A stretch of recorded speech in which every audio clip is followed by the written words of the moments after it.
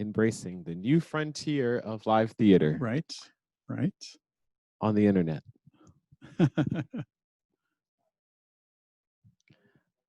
I'm sure there's a class. There's got to be a class. Or maybe we're just going to write that class. Yes, new frontier for sure. How do you feel, Professor in Detroit? Not my class to teach. No, Not mine to teach. First, you hit the button, and then you hit the other button. And you hope it works.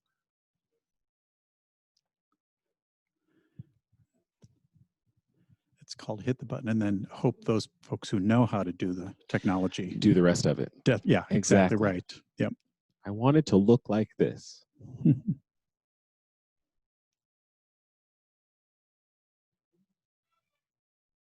All right. I know that sound. Memphis.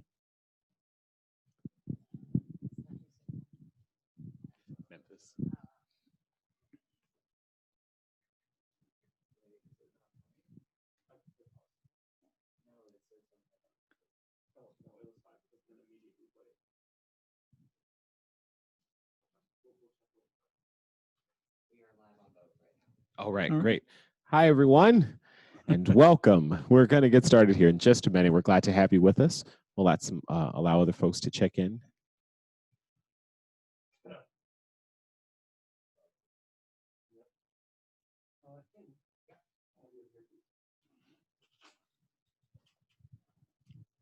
The wonders. Live TV. Live TV. Nothing like it. Live TV, so much except fun. Theater. Except theater.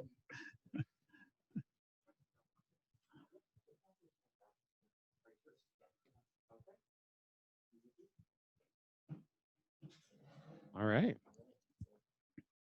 Are we ready? All right, sounds good. Well, hello, everyone, and welcome to Playhouse on the Square Summer Spotlight. I'm your host, Marcus Cox, and we're so glad to have you with us today. And thank you for allowing us into your homes.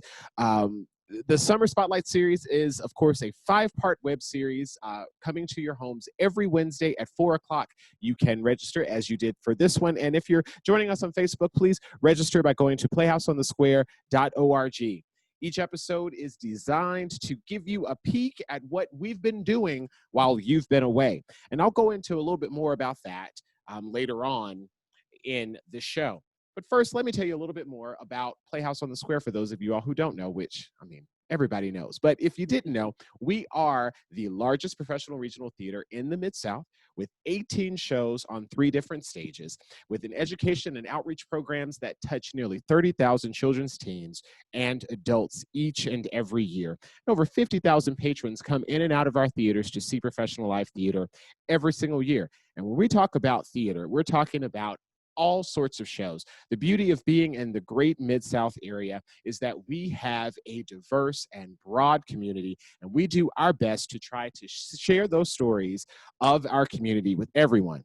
And we do that with our sponsors. We want to thank our super sponsor, Dr. Thomas Ratliff, the Genium Foundation and Arts Memphis for the generous grant that allowed us to join you by streaming live today. We do it with our donors, and we do it with subscribers. Now, our subscriptions for the 52nd season are available now. That's the 2020-2021 season. We've got a great lineup of shows, and I'm sure that you heard about them. We're going to talk a little bit more about them here in just a minute. I want you to go ahead and go to playhouseonthesquare.org and get your subscriptions today. As I said, you want to get that subscription because we have a fantastic lineup, and the guy who put all that lineup together is with me today, our executive producer, Mike Detroit. Hi, Mike. Marcus. Hello, and thank you all for being with us today. This is something new and exciting for us. This is new. Yeah, this is new. This is great. Yeah, I'm not scared at all. No. No reason to be. No reason to be. So, Mike, obviously, our 51st season, after celebrating a fantastic 50th anniversary of Playhouse on the Square, definitely got the weirdest birthday present that anybody could have ever asked for. Yeah, nobody could have dreamt what we would have to, try to figure out over these last number of months, right? So many things have occurred, especially certainly with COVID, with 19, with the social injustices that have happened over the last couple of weeks and things like that. Just so many things happening.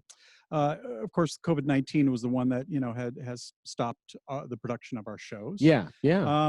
And that's been quite a challenge. We've had many challenges as we were wrapping up this last season. That's right. Starting in March when we had to close our shows that Yeah. were open. So let's talk about that. Let's Sure. just to give everybody a quick little recap about how all that went down. Yeah.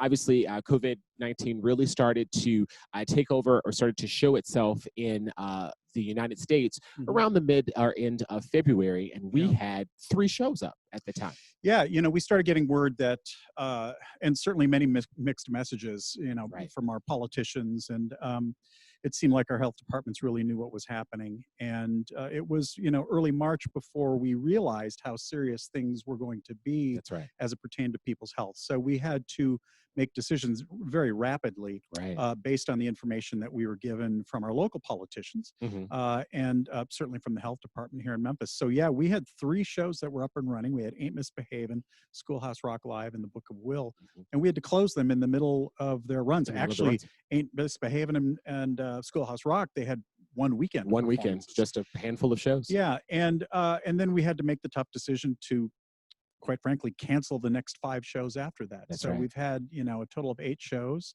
And it wasn't just as quick and easy as that, too, right? We rolled through. We made decisions to adjust seasons, cancel a few programs, but thought that we would come back. Yeah, it's really been, there's no template for what has happened to all of us in the world. And we had no template to follow other than just trying to make the best decisions we could moving forward. Exactly. And you're right. So we switched some shows around. We canceled certain shows. We moved some of the shows that were in our upcoming season. Things that we could do in order to allow our patrons to come see shows, allow our staff to produce the shows, and quite frankly, that also affected our education programs too. Yeah. So those got moved around and canceled, and because as a nonprofit organization, it's part of our mandate that we supply things that are good for our community, and our education outreach programs certainly are a very large part of that, in addition to the shows. So we had to shut down, reconnoiter, kind of figure out, how the landscape was looking for us to proceed. And I think we have a plan. Yes. Actually, I'll take that back. We have many plans because we, from one week to the next, honestly, sometimes we just don't know what's going to happen. Such a fluid situation, and we're definitely moving as it flows. Exactly. Right? Absolutely. Absolutely. Yep. So, as you said, we've at this point we've canceled. We had to close 3 shows and then canceled a series of shows as well, including the shows that were all a part of our summer series, which is how the Summer Spotlight came to be. Right. Was to basically take the place of those. But how would you say, how much revenue have we lost? Well, it's quite a bit, and no kidding around. There's no getting around it. We were hit pretty hard. We made the decision that we wanted to continue to pay all of our employees, and that included our full-time staff, certainly. It included completing the contracts of those folks who were in the shows that we had to cancel. Exactly. And it meant at least partially fulfilling some of the contracts of the shows we had. Because we were already in rehearsal for a handful of shows. Exactly right. So we wanted to make good on our promises to those folks so that they would have some security in this very insecure time. Yes. And we also have to keep the lights on and turn on the air conditioning and all the overhead that comes with that. So the expenses were there, and with the education programs, paying our teachers. Yes. And we have a number of hourly folks too. So we wanted to make sure that our facilities folks were being paid, our box office people. So all told, we have expenses running through July 31st of about $750,000. Just in expenses. Now, on top of that, we don't get to sell tickets, or have, those kids and adults, paying tuition for classes. So we had a loss of revenue, and actually our largest fundraiser of the year, which was the art auction, which would have been in April. All told, there we had a loss of revenue of over $450,000. So about $1.1 million worth of space in terms of the revenue and expenses, loss of revenue and the expenses. So, we're trying to overcome that. We're not going to overcome $1.1 million, certainly, but we want to make sure that we're providing things. And, you and Daniel and our marketing and the education folks are doing a bang up job trying to make sure that we keep out there in front in people's eyes and in their minds, in hopes that when with all the digital stuff that we're doing online and with the education classes that have switched over to virtual, keeping us in folks heads that when we come back we'll still be here, and they'll be anxious to get back into the theaters and in the classrooms. Excellent. Well, we're certainly looking forward for folks to come back for Right. sure. And that's so why we're here. Segues right into we were talking about reopening plans, right? Yeah. So our current reopening plan, obviously, we're here in the studio here Yeah. at Playhouse on the Square. The public is still kind of closed off. We're not able to do that. But what has been the process as far as allowing us to be back in to the offices? So as of 4 o'clock today, who knows what'll happen at 5 o'clock today? Sure. But So all joking aside, with the various phases that the city and the county we all have to live under in terms of what can open when. During phase 2, we were allowed to bring employees back. So we're doing, very safe distancing. We've got 6 feet, in between us here. But folks are wearing masks. We're taking temperatures to get our folks back into the building and getting us ready for when we do open with the public. So we're maintaining the building. We're fixing things. We're cleaning things. All those things, quite frankly, we don't usually have time for because we're always producing shows, right? Or putting on classes. So that's been an opportunity for us. But again, we're a live theater. Our job is to produce theater and to teach those classes. We're hoping that in the next couple of months, hopefully in July, August, that we'll be able to start putting things back on our stages, in a very limited fashion because we have to maintain guidelines set down by the health department. So, we've got this brand new thing that we're doing with the live streaming with St. Pauli's Delight. Yeah. We'll have some people in the audience, like maybe a couple of handfuls of folks in the audience. But primarily, our job is to live stream that show. And again, kind of keeping in people's, eyes what we're doing. And then hopefully with Little Shop of Horrors coming up in August, with small houses, very rigid guidelines for how they're entering, exiting, interacting, including those folks on our stages. Yeah. Hopefully we'll have folks back into our buildings in August. We'll see though. We just don't know if we have this rebound that everybody's telling us about. We honestly just don't know. Right. Yeah. And that's why we hope that all of you out there listening, and oftentimes we're preaching to the choir about this, that you'll be patient with us, and that we'll make the best decision we can given the information we have at that moment. That's great. Thank you for that, Mike. Sure. Obviously, in addition to COVID, we have had a real an upspring of a lot of different things happening in our country, and I would even say the world as well, because definitely the world is watching, and we have experienced a lot in the last 2 months. What is Playhouse doing? Obviously, I'm speaking in addition to the Black Lives Matter movement, the continuation of civil rights movement, watching the horrible account that happened to George Floyd being murdered right there in front of people's eyes, and Breonna Taylor, Ahmaud Arbery, and the list goes on and on. So obviously, organizations, businesses have all come out. They've made statements talking, where they stand, and they stand with Black lives. But what is Playhouse doing, or what are we saying? Yeah, certainly, we absolutely agree with statements you've just made in terms of how horrible those actions were for all of these human beings. And this idea of Black Lives Matter is not a new idea, right? It's where we are right now. And it's certainly a very serious thing that doesn't need just the words, it needs the actions to follow that up.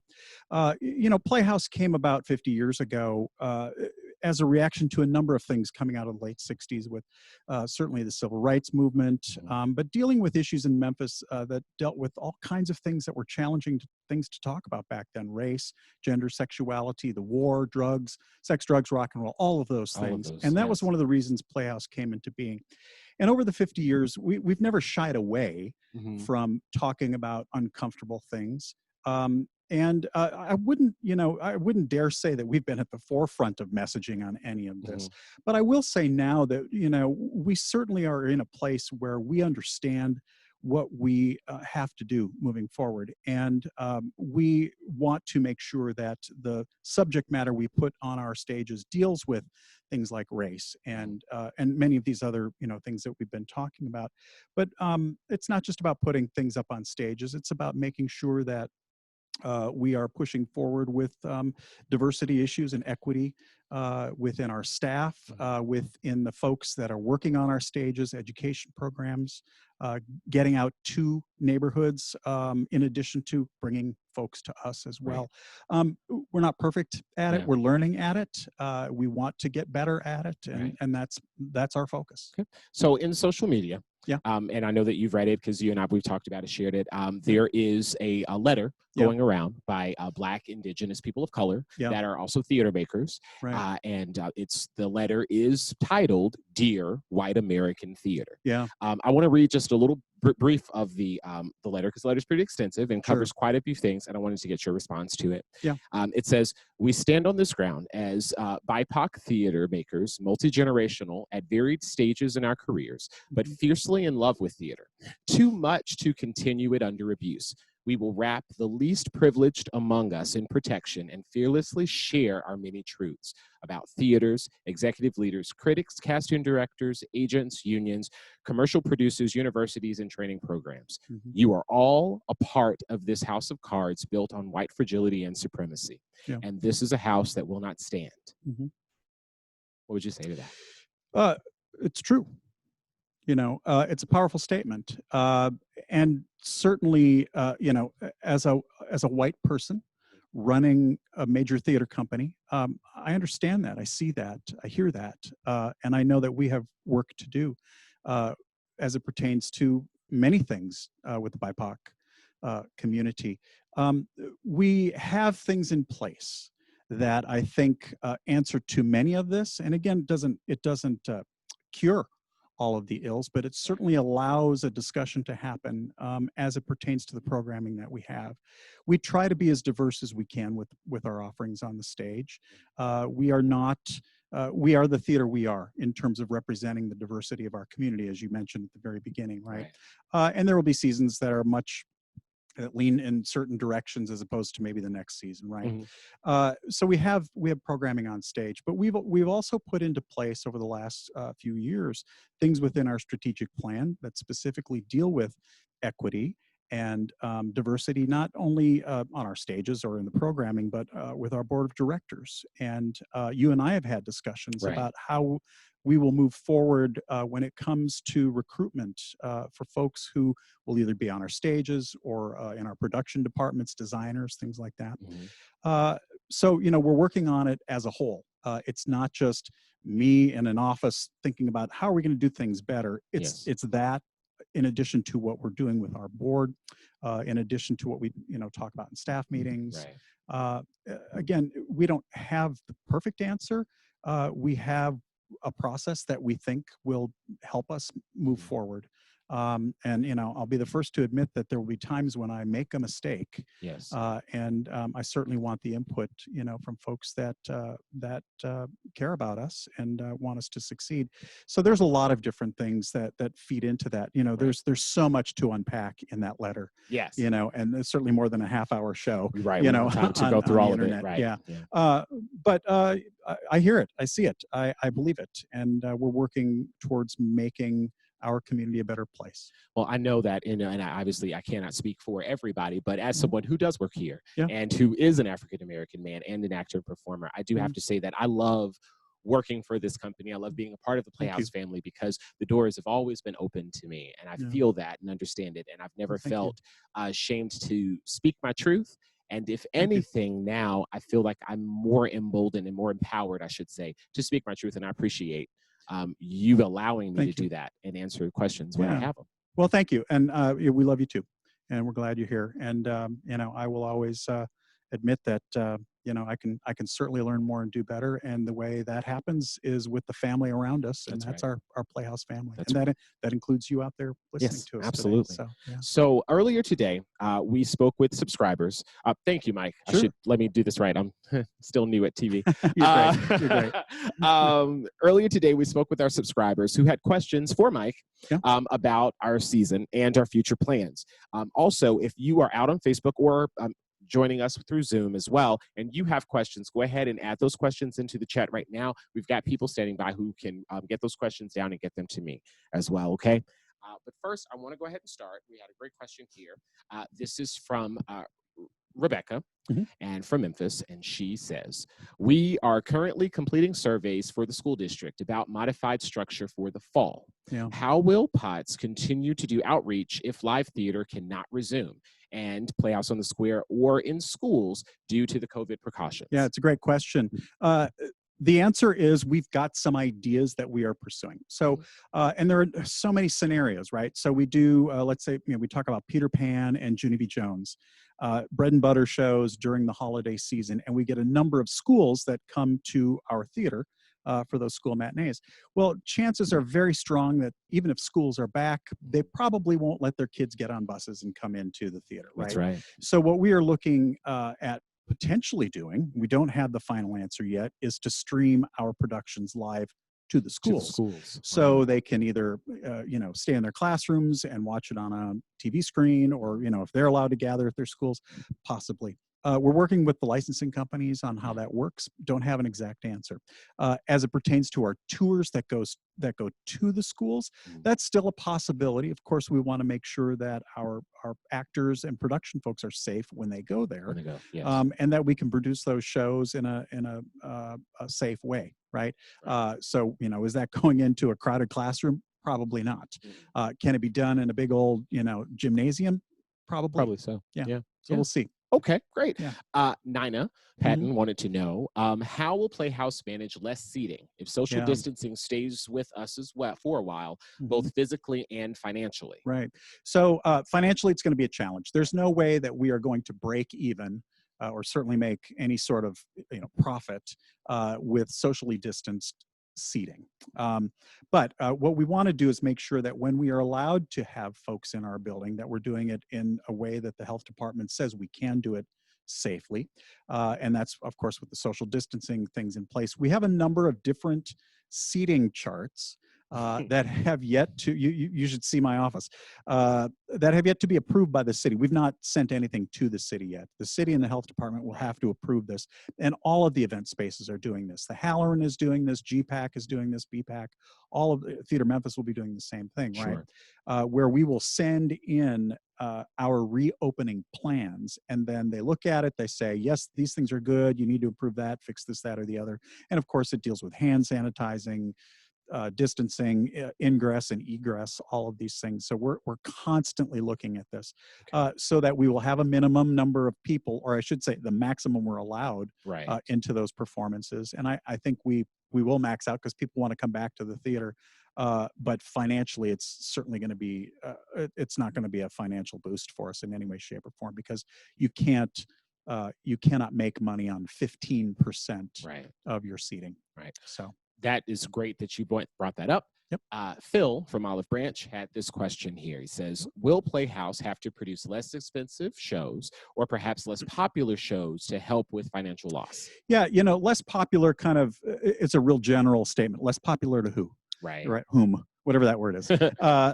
So, the answer is we have a season planned through the summer of 2021, right? Right. Really, what will be the most challenging thing for us are the larger shows as opposed to smaller shows, right?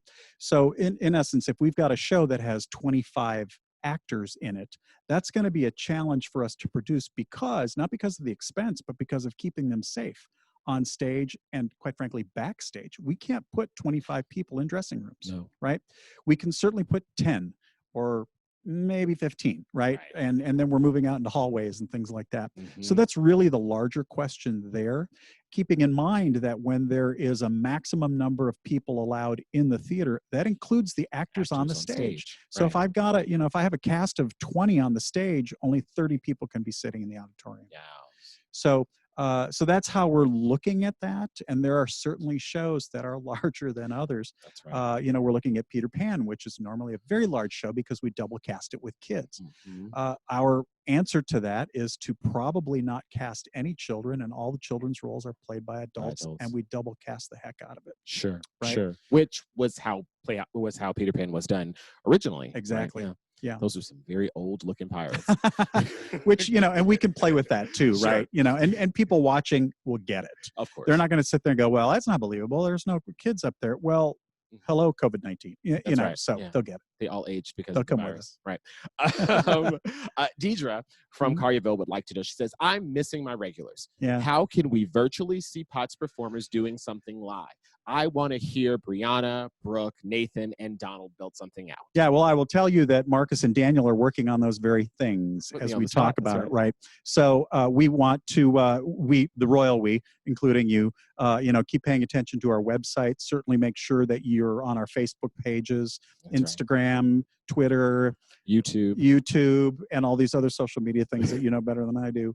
And we'll do that. We've got, what are some of the events coming up? We've got the we've got our Playhouse at Home, yes, which is the series where everything, pretty much all of our social media content is wrapped into that. So we do on Fridays is the Pots in the Vault, where we go back and we look at previous performances between any of the three stages that Playhouse on the Square has had in the relative last 20, 30 years. Yeah. Many of them you end up being in. Half my age now. Yes. Yes. Some good archival stuff there. Yeah. We'll get our people back at least in front of the camera for now, again, to not just for you. It's certainly for you, but quite frankly, it's for us too. We need to do what we're supposed to be doing, and that's performing.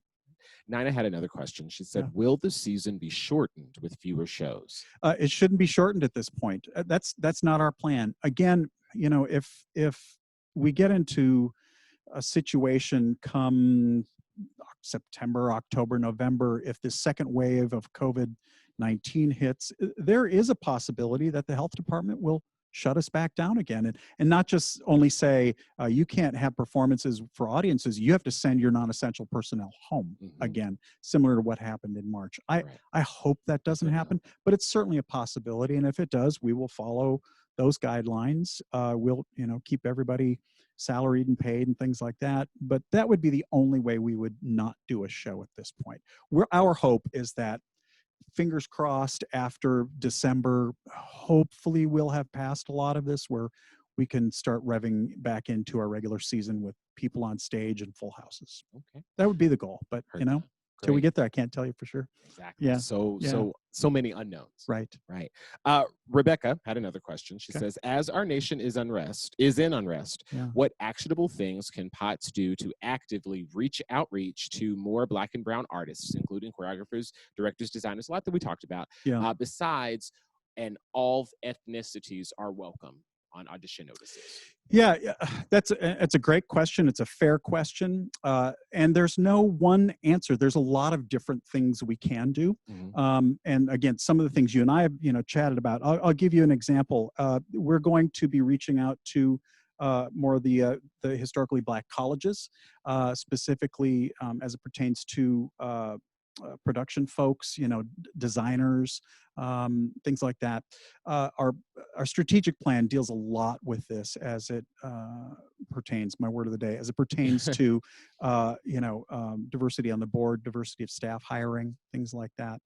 I think, a good point came up today in one of the many meetings that we attend online.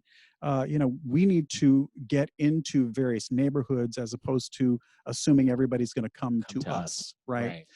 And that's been an ongoing issue for a long time, and now is the time to re-energize those ideas. It's not as easy as it seems just to say, okay, let's go into those neighborhoods and we're accepted. We have to earn that acceptance into those neighborhoods. And I think we have some allies in that regard as it pertains to that, and we'll pursue that and try and do a better job. All right. Yeah. Very good. Well, Michael, thank you so much for your time today. I Thank really you. appreciate it. Oh, absolutely. Thank you. And, Great. thanks for putting all this together. I have a great staff and they do great things. So I appreciate it. Thank you. Thank Mhm. you, Mike. Sure.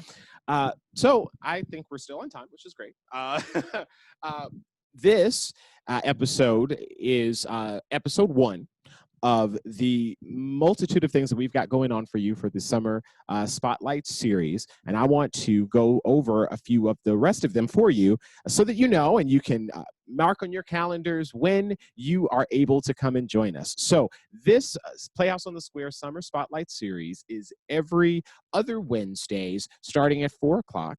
Thank you again for joining us for this one here.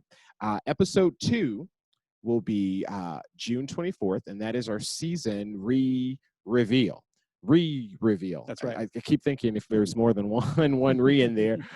Back in February, many of you all joined us here at Playhouse on the Square for our season reveal, where we would let you know about everything that was going on in our season. And for the upcoming season. So obviously things have changed now with COVID-19 and us being away. And so we want to reintroduce our season to you. Now, if you came and you were welcome to join us at our season reveal, you also got to see the open house for Playhouse on the Square. We took you around to different areas in our theater to let you see what they were, how they worked. If you were thinking about booking yourself a party, then you may want to consider using one of our spaces to do that special event in. And in each room, there was a special performance previewing what was coming up on our 52nd season. But we're going to do that over again. This time, though, you get the opportunity with the beauty of all of this digital equipment and videos and cameras, you get to see even more of the properties and buildings that are a part of the Playhouse on the Square campus and family. So if you remember the Evergreen Theater that used to be known as the Circuit Playhouse right across from the Sputnik sign on Poplar Avenue, come back and join us for that season reveal. You'll get to see what's happening in that theater now that it's known as the Evergreen Theater. Have you ever wondered where we house our interns? Boy, does that place have stories. You'll get to see that, as well as get to see some of those performances of the shows that we've got coming up. So that will be June 24th at 4 o'clock, this season reveal. Episode 3 is an archival roundtable, July 8th at 4 o'clock.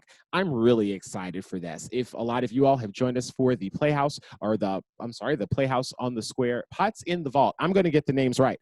Pots in the Vault, where we have looked at previous shows, as I just got through talking to you about. How about Hair?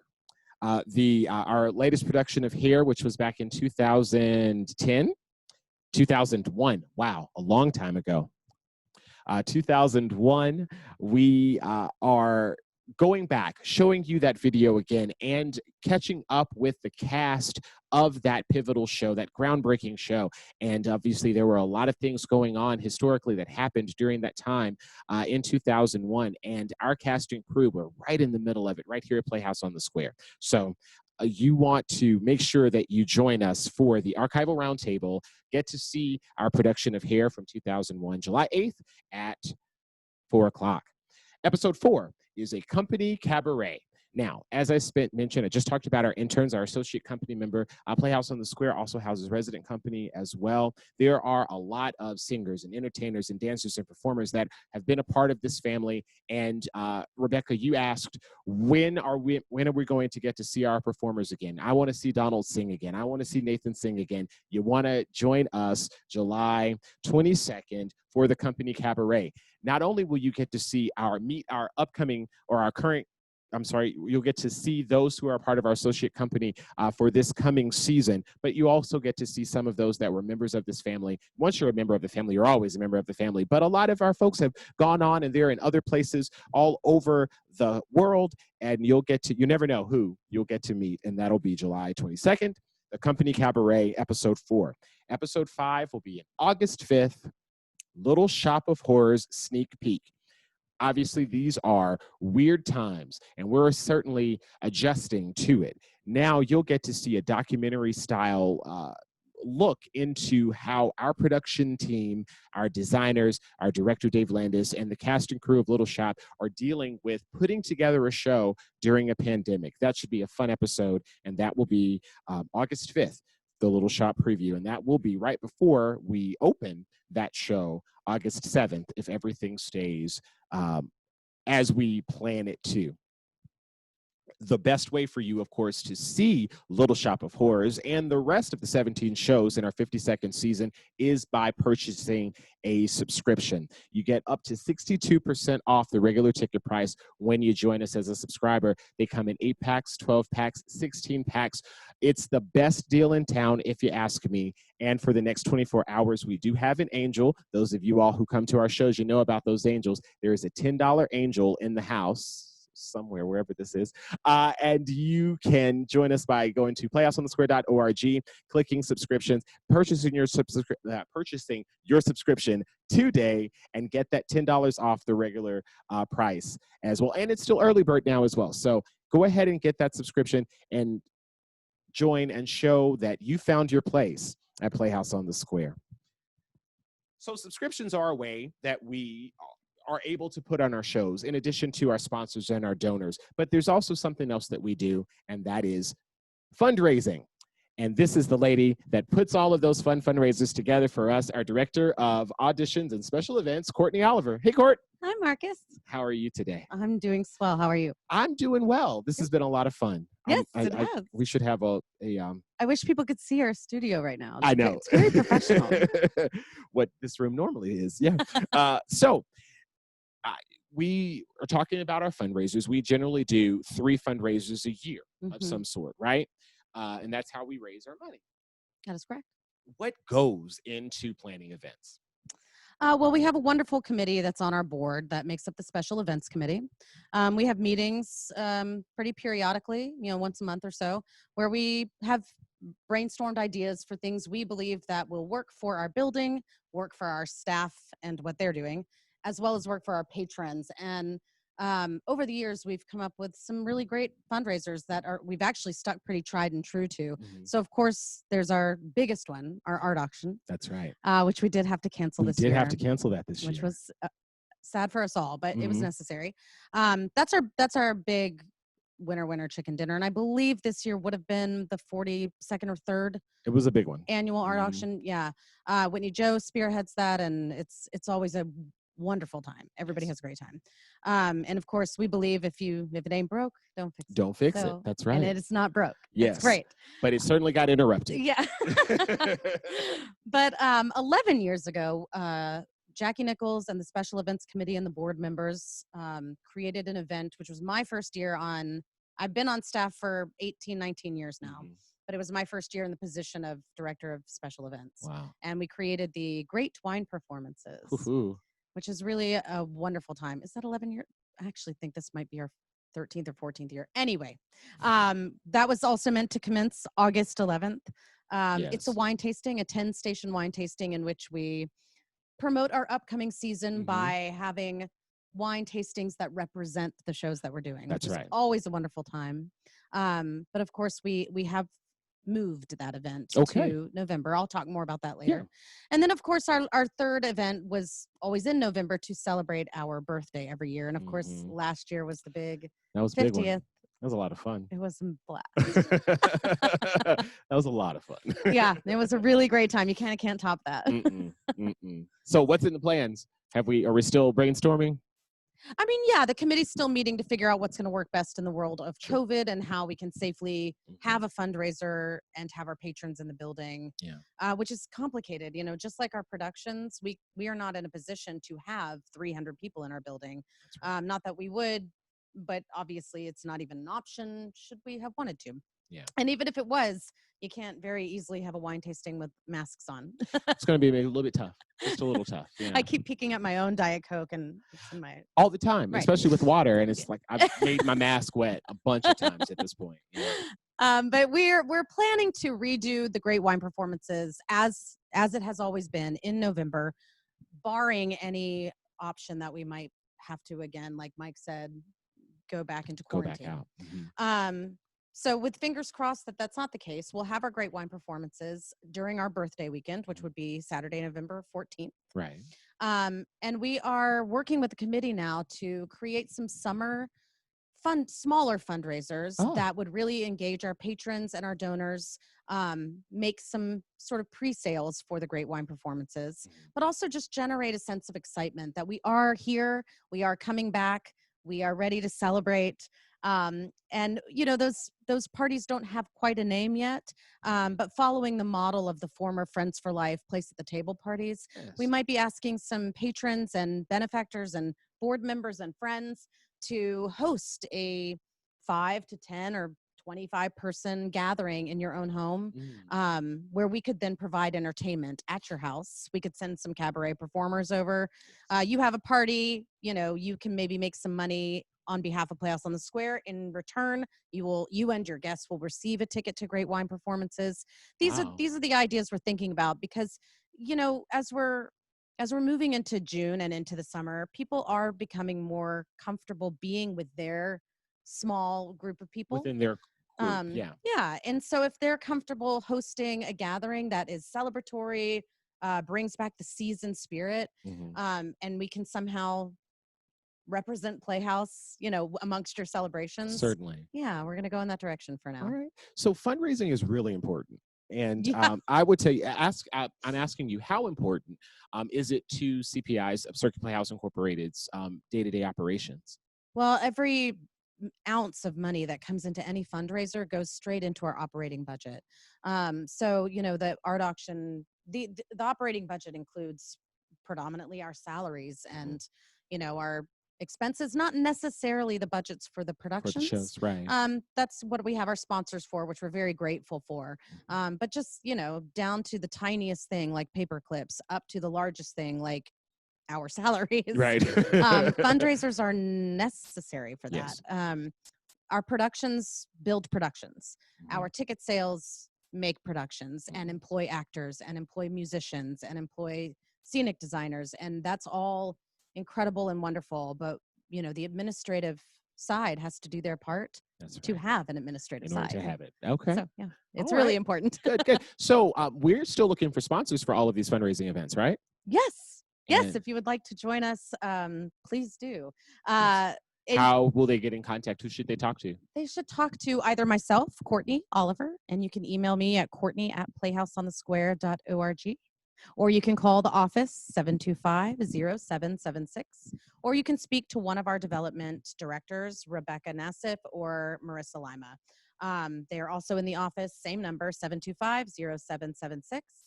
And one of us can help you, point you in the right direction of how you might want to support. You might want to be a sponsor. Yes. You might want to be a host of an event. Right. You might just want to be a ticket buyer to the event, or a volunteer to help us with the event.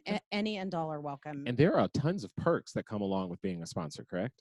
That is correct. Yes. Starting with ticket giving, we certainly offer tickets for your support. But naming rights, we have your name is on our marquees outside.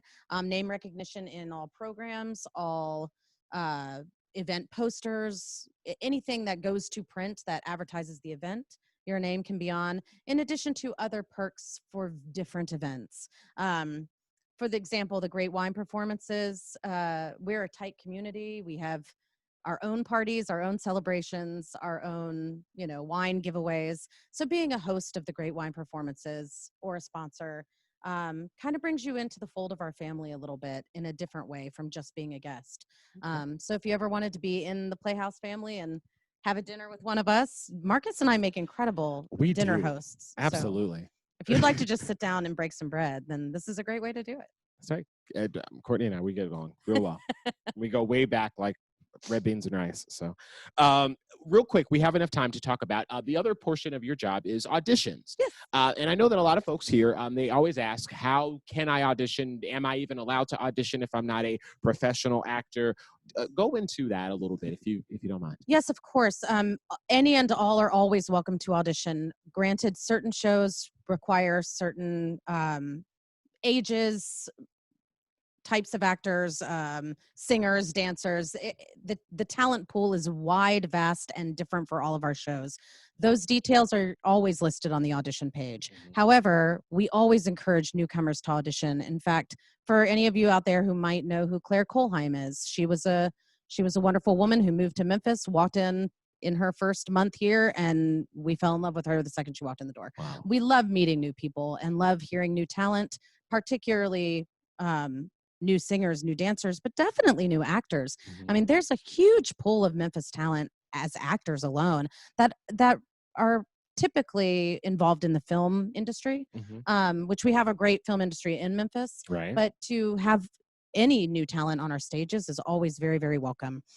The auditions are always listed on the Playhouse website under auditions. Yes. However, they can always contact me, again, Courtney at playhouseonthesquare.org. They can always call 725-0776 to get some details. And then we do have a mailing list if they'd like to join, and they'll get notified about auditions that way. So yeah, we have some coming up, in fact, that we'll be announcing next week. Oh, good. Yeah, for a show called Ink, our first show of the Circuit Playhouse season. So that'll be great. Please keep an eye out for that. We'd really, really love to have some new faces. Very good. Very good. Thank you, Courtney. You're now, welcome. tell me the difference between, because I know that some people are familiar with UPTAs, or they've heard UPTA before, and then they know that the last on an UPTA is audition. Now, what's the difference between those auditions and the auditions that you and I are speaking about right now? UPTA, the Unified Professional Theater Auditions, are hosted by and created by the members of Circuit Playhouse Incorporated. However, they are not the Circuit Playhouse Incorporated. They are a national audition conference that occurs every February that casts and hires regional theater artists from all over the nation.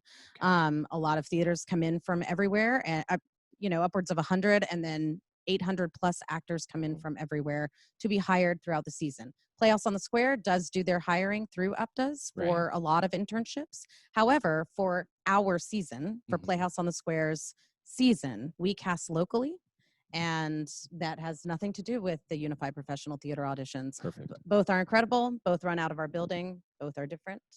Yes. And it's always a lot of fun.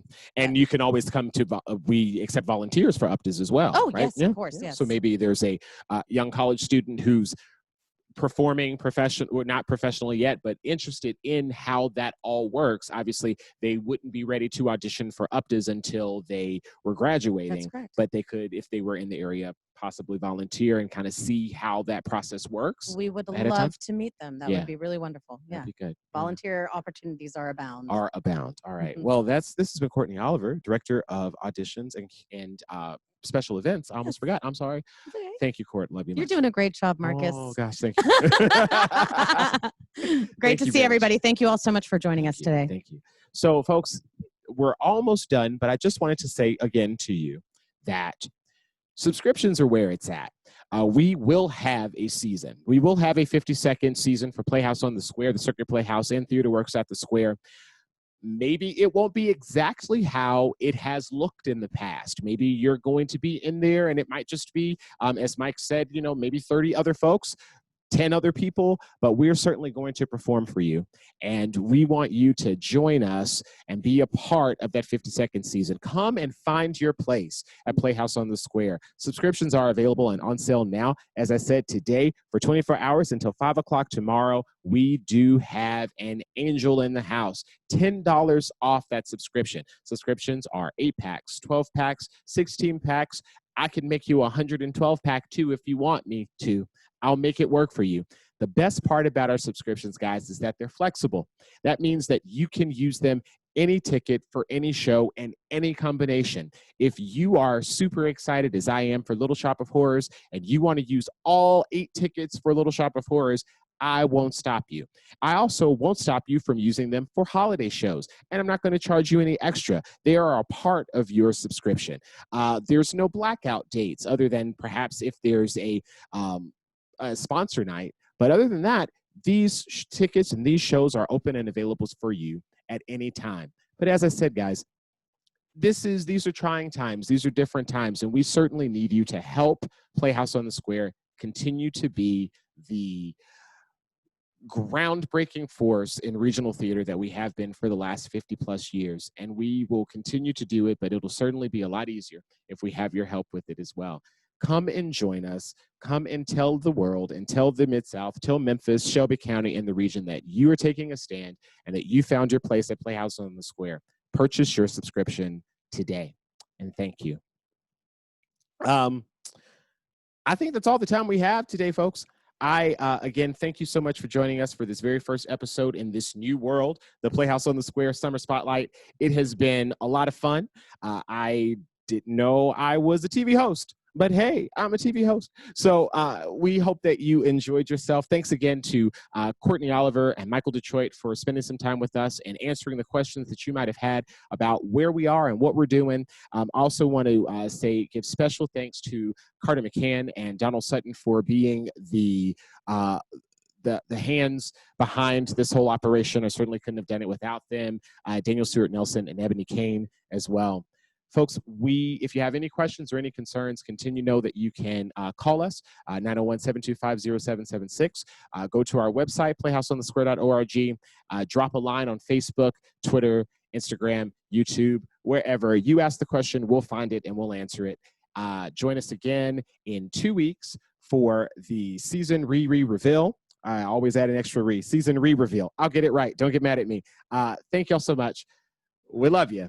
And even though we're absent from you, certainly know that we are thinking about you, we're concerned about you, and we want you back. And until then, we'll see you in the theater.